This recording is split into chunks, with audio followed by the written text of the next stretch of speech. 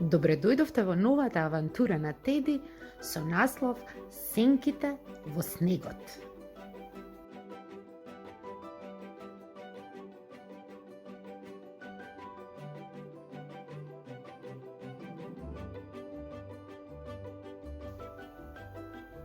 Денес Теди им рече на своите другарчиња: Дружино, денеска е ден за прошетка по снегот.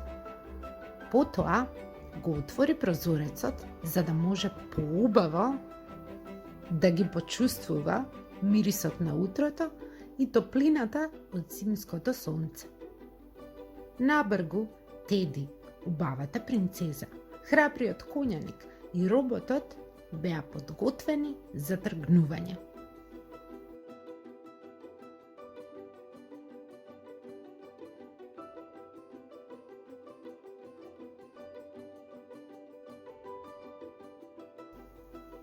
Покрај шумската патека имаше многу зимзелени дрвја. Ела, бор, смрека. Покрај нив, на белиот снег, лежеа нивните сенки. Ајде да погодуваме која сенка на кое дрво му припаѓа, се сети Теди. Сите се согласија и почнаа да гледаат во сенките. Секоја сенка наликува на дрвото кое ја прави таа сенка, рече коњаникот. И сенката честопати е подолга или пократка од дрвото, но секогаш има многу слична форма на него, додаде роботот. Ова е сенка на бор. Борот има најдолго стебло.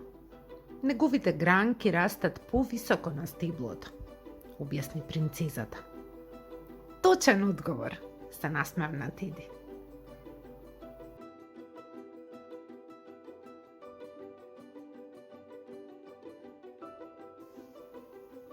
Само што излегоа од боровата шумичка, на падината забележаа 3 нови сенки покрај 3 зимзелени дрвја.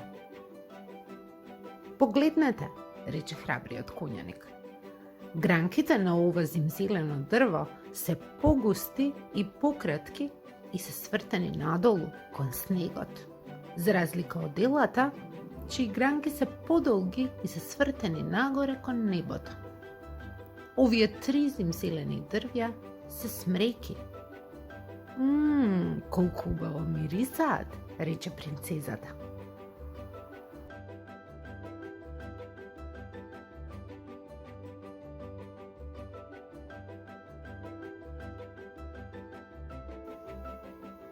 Зад смреките имаше дрвена клупа. Сите седнаа да се одморат и да ја изедат ужинката. Кога го изеде своето јаболко, Теди извади од торбичката неколку листови на кои беа нацртани различни дрвја и нивните сенки. Ајде, другари, им рече на останатите. Ајде заедно да откриеме која сенка на кое дрво му припаѓа. Ајде да му помогнеме на Теди. Која сенка на кое дрво му припаѓа? А кои дрвја се листопадни, а кои зимзелени?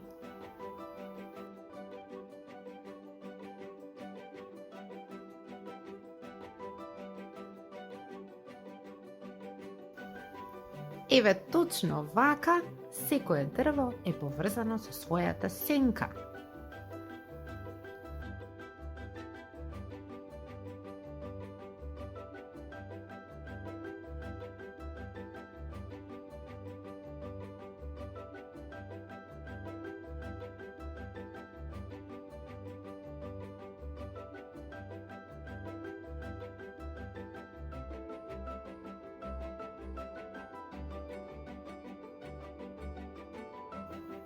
Браво, точен одговор.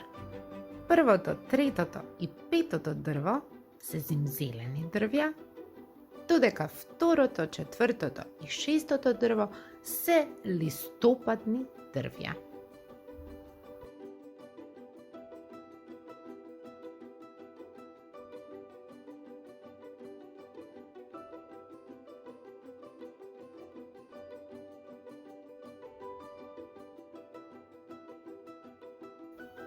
Се надевам дека ви се допадне и оваа авантура на Теди. Се гледаме во следната.